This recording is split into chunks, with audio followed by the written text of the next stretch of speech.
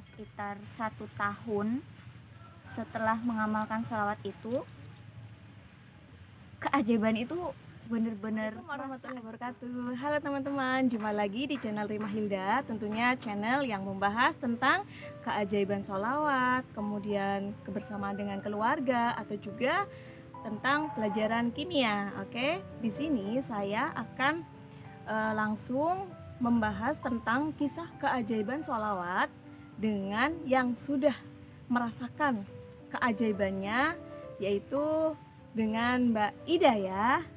Oke, gimana kabar Mbak Ida? Alhamdulillah baik. Alhamdulillah. Baru punya anak ini ya? Satu ya? Iya, Oke. alhamdulillah. Alhamdulillah. Penantian yang ya cukup lama lah bagi saya. Mbak Ida, sejak kapan sih kenal dengan sholawat? Sejak kapan ya? Pokoknya sebenarnya kalau kenal dengan sholawat tuh udah lama ya. Cuma kalau untuk manfaatnya sendiri tuh baru tahu sekitar 2 tahun yang lalu. Sejak 2 tahun yang lalu berarti. Kemudian sejak kapan mengamalkannya? Kan udah tahu tuh. Terus setelah tahu kan ingin mengamalkannya ya, karena banyak sekali manfaat ketika kita sudah riyadhah dengan sholawat gitu ya. Nah, itu sejak kapan mengamalkannya secara rutin atau gimana gitu? Kalau awalnya sih karena di hati tuh ingin memperbaiki diri gitu ya. Jadi mengawali dengan sholawat semenjak ketika mau mendaftar tes CPNS gitu. Jadi waktu itu gimana sih caranya agar doa tuh terkabul gitu kan. Kalau banyak dari cerita-cerita gitu kan, kayak keajaiban sholawat gitu, aku pengen membuktikan dengan keajaiban sholawat itu seperti apa sih sebenarnya gitu. Nah, jadi waktu itu ketika setelah mendaftar langsung tuh rutin membaca sholawat setiap habis sholat. Dan karena keinginan yang cukup besar gitu kan, jadi menambah dengan sholat hajat. Nah, setelah sholat hajat itu zikirnya juga pasti sholawat, dan sholawatnya itu minimal 100 lah ya setiap habis sholat ya gitu. Jadi udah sekitar 1 tahun setelah mengamalkan sholawat itu, keajaiban itu bener-bener terasa gitu loh Mbak. Oke, ya jadi di situ yang pertama adalah karena memang punya visi dan misi dalam hidup ya, untuk supaya hidup lebih baik lagi, kemudian hatinya merasa tenang gitu ya. Tadi kenapa ya mengamalkannya ya? Ya karena yang utama itu sebenarnya ketika pernah gitu ya dengar katanya nanti di akhirat tuh nanti juga Nabi itu mencari umatnya gitu kan. Yeah. Berarti kan Nabi aja cinta ke umatnya, masa kita sebagai umatnya yang dicintai itu nggak bisa mencintai nabinya gitu. Nah, karena ingin membalas cintanya adeda. Jadi kita tuh harus sering bersolawat gitu kan. Selain nanti kita juga ketemu dengan Nabi, juga doa kita tuh cepat sampai. Karena apa? Karena Nabi Muhammad itu kecintaan Allah. Jadi kalau orang yang dicintai itu mudah untuk mengetuk hatinya gitu. Ya, betul. Jadi intinya nanti kan di akhirat itu supaya mendapatkan syafaatnya ya dari maksudnya mendapatkan syafaat Nabi Muhammad gitu ya. Ya, jadi di situ karena memang membaca sholawat itu sangat banyak manfaatnya, sehingga Mbak Ida ini mulai rutin mengamalkan sholawatnya. Ngomong-ngomong tentang sholawat nih, macam-macam sholawat kan banyak banget ya. Nah, di situ jenis sholawat yang dibaca itu sholawat apa? Kalau saya itu sholawat Nabi yang Allahumma sholli ala Sayyidina Muhammad wa ala alihi wa ashabihi ajma'in, seperti itu. Oh, iya. Sebanyak 100 kali.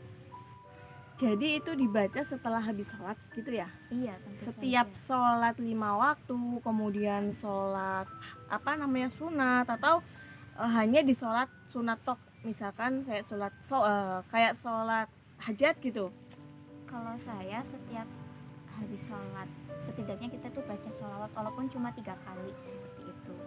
Iya ya. Jadi yang penting tetap baca sholawat ya setiap habis sholat apapun itu gitu ya. Atau ketika misal lagi santai tuh, bacalah sholawat walaupun sekali dah, nggak apa-apa. Kalau aku sehari tuh minimal 100.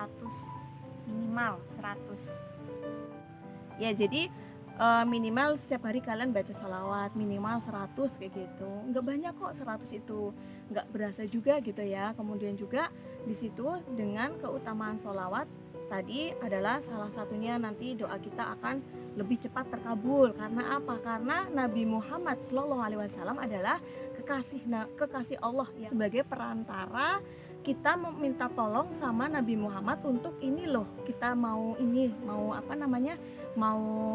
pengen sesuatu yang kita inginkan, misal pengen lolos CPNS atau juga pengen punya rumah atau pengen lunas hutang begitu ya. Jadi macamnya banyak sekali gitu ya. Kalian pengen apa gitu, sama Allah akan diijabah, tetapi di situ butuh yang namanya proses. Jadi bacanya pun harus konsisten gitu ya.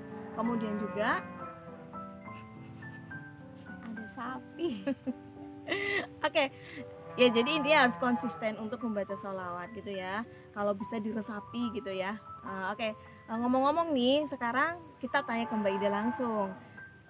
Keajaiban yang luar biasa yang sudah dibuktikan setelah membaca sholawat itu keajaiban apa? Keajaiban yang sangat berasa itu Iya. yang pertama, lolos tes CPNS.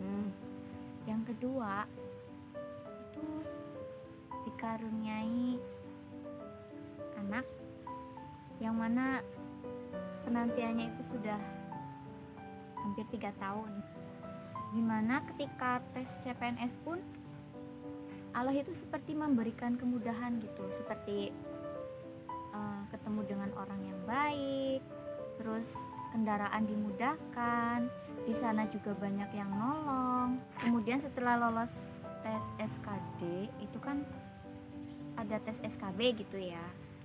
Nah, dimana aku tuh belum pernah yang namanya tes CPNS seperti itu. Nah, pas tes SKB cari orang yang tahu apa sih tes SKB seperti apa gitu kan. Terus tanya ke berbagai temennya temen seperti itu. Ternyata informasi yang aku perlukan tuh sebenarnya ada di dekat kita sendiri gitu loh. Itu teman sendiri. Dan alhamdulillah teman saya itu welcome, mau tanya apa aja pasti dijawab seperti itu. Oke. Di sini kasih tahu dong PNS-nya di mana ya, di bagian apa, kemudian iya PNS-nya itu di mana diterimanya gitu maksudnya. Kalau aku tuh daftar di Dinas Pendidikan Pemuda dan Olahraga Kabupaten Karawang, bagian pengelola sarana dan prasarana sekolah dasar. Ya jadi begitu ya, salah satunya tadi diterima CPNS dengan dengan jalan yang sangat mudah begitu ya. Kemudian juga itu kan Mbak Ida itu kan CPNS tahun 2020 ya Mbak ya? Iya. Ya tahun 2020. Kemudian mulai aktif bekerja CPNS tahun awal 2021 bulan Februari. Nah di situ tuh Allah kasih keajaiban lagi gitu. Padahal selama pas menikah kan tahun berapa ya? 2018. Nah Agustus 2018 itu menikah. yang namanya orang sudah menikah pasti yang ditunggu adalah momongan gitu. Nah di sini Mbak Ida itu sangat menanti hadirnya momongan, sudah berikhtiar apapun ya. Apa aja? Coba boleh diceritakan ikhtiar apapun ke teman-teman. Ya pertama ikhtiar vitamin itu Kolamil. Ikhtiar pas awal menikah itu minum susu itu loh. Suibu, susu apa ya? Awal-awal pernikahan Oh, seperti iya. itu, Emesis, emesis. iya. Iya, susu itu. Udah berapa bulan? Sekitar 3 bulan. Terus ganti minum Madu penyubur. madu. Ya, Ya, ya madu. Terus buah buah kurma, kurma muda. zuriat ya. Kurma muda dulu. Oh, kurma muda. Kurma muda dulu. Terus selain itu zuriat yang tadi Mbak bilang, zuriat itu nanti dicampur madu gitu kan. Terus sampai urut juga Mbak. Oke, sampai yang namanya pijat urut kemana-mana ya, sampai ke kampung, kemudian di Kemana aja lah. Kerawang pun iya, jadi udah dilakuin kemanapun, tetapi Allah belum Berkehendak. berkehendak ya, belum kasih ya. Nah, kemudian apa ya? Kemudian ya sudahlah, pasrah aja Pasrah. gitu. Cuma punya keyakinan ya. Iya. Mm-mm. Nah itu di samping mengamalkan sholawat juga kita juga berdoa gitu kan. Berikhtiar yang lain Iya, ya. oh, cuma kan ya mulai berserah pasrah gitu. Pasrah sama Allah. Tapi alhamdulillah ketika kita Pasrah. Pasrah. keyakinan itu datang gitu loh, aku pasti punya gitu kan, Allah bakal kasih gitu ya, entah kapan, entah cepat atau lambat, tapi aku yakin dalam waktu dekat insya Allah itu akan memberi gitu. Dan alhamdulillah nggak disangka tahu-tahu udah hamil 2 bulan. Nah, iya ya, itu pas baru awal kerja ya. Iya bener, Awal kerja. dikiranya tuh sakit gitu kan, Iya ya, sampai apa ya? Sampai ke dokter sampai 4 dokter. kali coba. Ternyata dan lagi waktu itu hamil. vertigo ya Iya dikiranya. vertigo. Karena memang udah ada vertigo sebelumnya, jadi dikiranya vertigo. Juga sampai apa? Bekam ya. Iya bekam, terus pijat pijama. saraf, ke dokter 4 kali, udah minum obat dokter juga. Itu kan ketika tahu hamil ya sempat was-was, aduh udah minum obat dokter nih gimana ya gitu. Bismillah semoga nggak apa-apa gitu. Alhamdulillah sehat. Alhamdulillah sehat. Kemudian juga dalam proses apa hamilnya pun diberi kekuatan ya, maksudnya kan karena memang Mbak Ida kan kerjanya dari rumah sampai ke kantornya berapa jam waktu tempuhnya ya? 20 menit.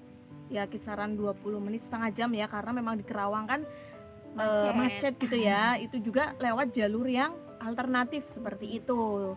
Nah di situ si dede bayinya di dalam perut Mbak Ida itu super strong, kuat gitu ya, karena memang jalannya kan Jelek banget. jalannya bukan jalan yang hot mix gitu ya, maksudnya udah banyak batuan ya.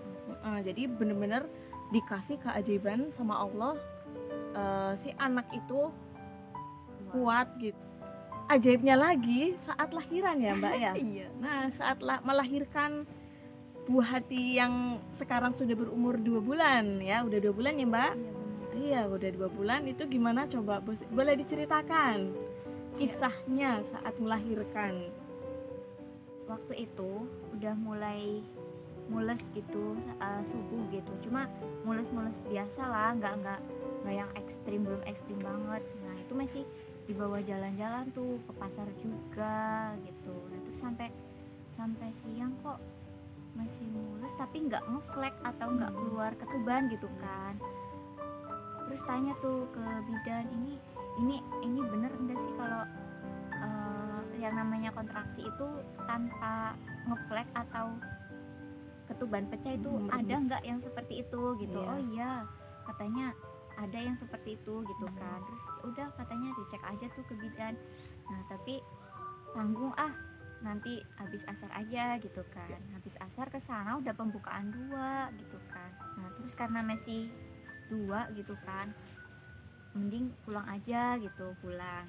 karena pengalaman anak pertama ya, dari Katanya cerita lama siapapun. gitu. Iya, pengalaman anak pertama itu untuk apa namanya, untuk ke pembukaan sempurna itu katanya lama gitu ya, bisa memakan misalkan kerasanya sore, ntar lahirnya paginya atau bahkan malamnya lagi gitu. Tetapi ini malah cepat ya Mbak ya. Iya.